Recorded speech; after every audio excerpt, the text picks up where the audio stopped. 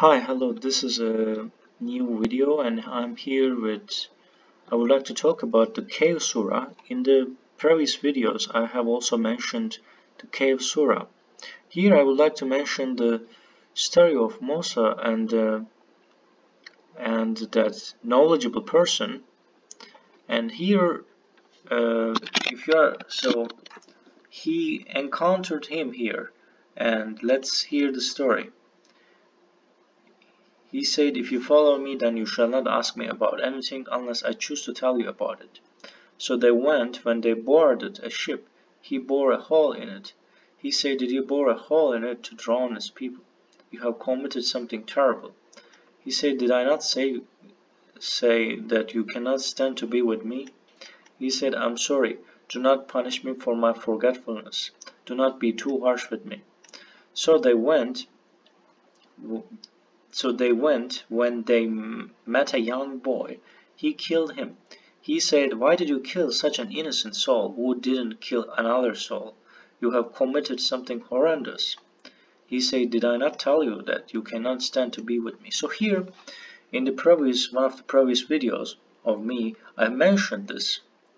So in this surah, Musa has encountered with someone with knowledge from God. And interestingly, in this surah, he is killing a kid and killing another person. It turns out that it has a positive outcome. So at the end, we will see that. So the interesting thing that I want to add here is that Musa actually killed another person too. And interestingly, he mistakenly killed it, punched another person. And the story was mentioned in Quran, and that story, I think, one of the reasons why he believed, because he felt guilty about it. So that's why this is interesting, and later in life he encounters such person, and such person tells him about the life, and it is a very interesting and very complex story, not a complicated story, not a complicated story. So I think saying complex is better. He said, "Did I not tell you that you cannot stand to be with me?" He said, "If I ask you about anything else, then do not keep me with you. You have seen enough apologies from me." So they went. When they reached a certain community, they asked the people for food, but they refused to host them. Soon they found a wall about to collapse, and he fixed it. He said, "You could have demanded a wage for that." He said, "Now we have to part company, but I will explain to you everything couldn't stand." So here he did the positive things and the negative things at the same time.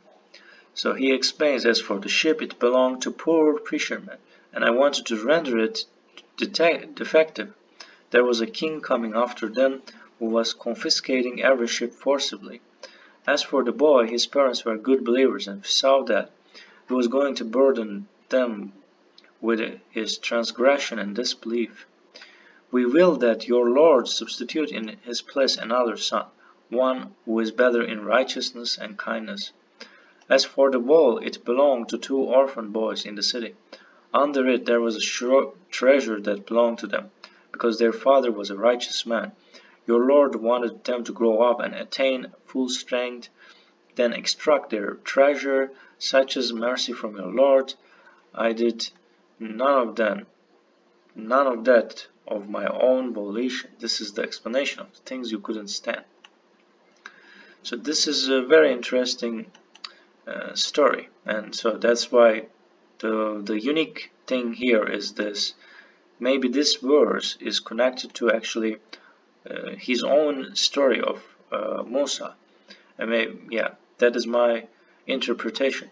So anyway, thanks for watching this video, and if you think I made some mistakes, you can correct me, and the translation may change, and you can read different translations and to think about it. And thanks again.